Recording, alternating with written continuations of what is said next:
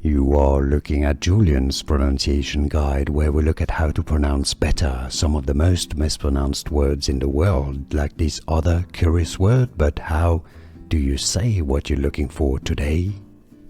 We are looking at how to pronounce these words, as well as how to say more confusing vocabulary that many mispronounce in English, so make sure to stay tuned to the channel to learn more correct pronunciations.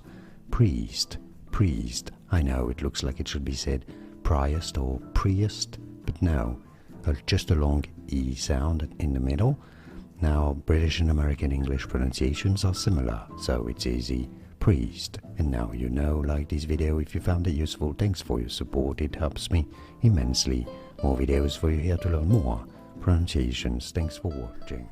Here are more videos on how to pronounce more confusing words and names too many mispronounced. Like this video if you found it useful. I appreciate your support. I'll see you soon and thanks for watching.